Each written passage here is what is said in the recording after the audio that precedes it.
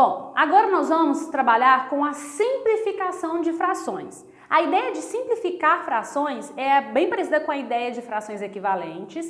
Na verdade, quando você simplifica uma fração, você obtém sim uma fração equivalente. Só que nesse caso, a simplificação, você vai sempre diminuir o valor da sua fração. Como assim? Na ideia de frações equivalentes, para você obter uma fração equivalente, você poderia multiplicar ou dividir o numerador e o denominador da sua fração sempre por um mesmo número. No caso da simplificação, você vai sempre dividir. Então, seu objetivo agora é sempre diminuir o valor da sua fração, certo? Vamos fazer alguns exemplos práticos para isso ficar bem claro. Vamos para a definição. Simplificação de frações. Simplificar uma fração significa escrever outra fração equivalente à dada com números menores em seus termos. Então, quando uma fração não pode ser mais simplificada, dizemos que ela está escrita na forma irredutível.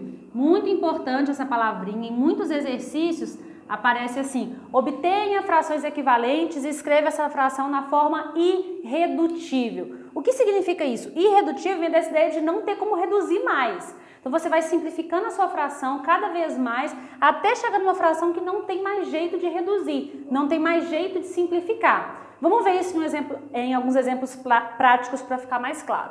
Então vamos lá. Simplifique as frações até obter uma fração irredutível. Então vamos para a nossa primeira. Eu tenho aqui 20 sobre 30. Eu quero simplificar essa fração. Então aqui o seu objetivo você precisa encontrar o maior número possível, ou seja, o MDC. Você precisa encontrar o máximo divisor comum do numerador e do denominador.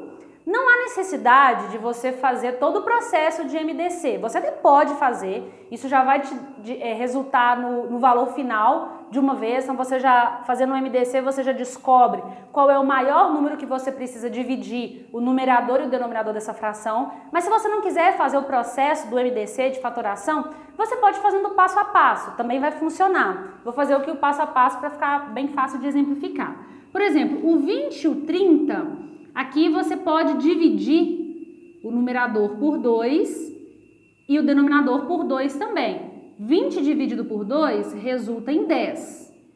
30 dividido por 2 resulta em 15. Bom, o que nós encontramos aqui foi uma fração equivalente. 10 sobre 15 é equivalente a 20 sobre 30, mas ela ainda não está na forma irredutível. Porque lembre-se, encontrar uma forma irredutível é escrever essa fração de um jeito que não tem mais como você simplificar. E aqui ainda tem como simplificar. Eu ainda tenho um número que eu consigo dividir o numerador e o denominador por esse mesmo número e encontrar-se uma nova fração equivalente. Então observe que aqui você pode dividir o numerador e o denominador da sua fração, por exemplo, por 5. 10 dividido por 5 é 2. 15 dividido por 5 é 3. Agora sim nós chegamos numa fração irredutível. 2/3 não tem mais como simplificar. Tanto 2 quanto 3 são números primos e o único divisor do 2 aqui é o 2. Quando você vai simplificar tem que ser sempre por um número diferente de 1, porque senão você não altera o valor da sua fração. E o 3 só é possível dividir por 3. Então, resumindo, não tem como simplificar mais essa fração. Então, aqui o 2/3 a gente chama de fração irredutível. O que significa isso? Não tem como reduzir mais.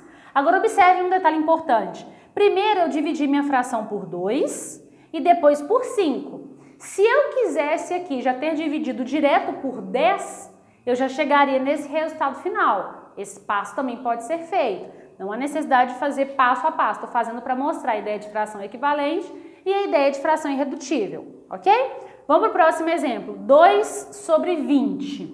Bom, mesma linha de raciocínio. Eu vou dividir aqui, o numerador e o denominador por 2. Dividindo por 2, 12 dividido por 2 eu chego em 6. 20 dividido por 2 eu chego em 10. Observe que o 6 sobre 10 ainda é possível dividir. Eu consigo dividir novamente por 2, novamente por 2. 6 dividido por 2, 3. 10 dividido por 2, 5. Chegando aqui novamente em uma fração irredutível. Mesma linha de raciocínio. 2, eu dividi primeiro por 2 e depois por 2 novamente. Se eu quisesse já ter dividido direto por 4, eu já chegaria aqui no resultado final, ok? Vamos fazer mais um. 14 e 21. Se você observar, aqui a gente consegue dividir o numerador e o denominador dessa fração por 7. 14 dividido por 7, 2. 21 dividido por 7, 3. Observe que aqui eu fiz apenas um passo e já chegando assim na nossa fração irredutível.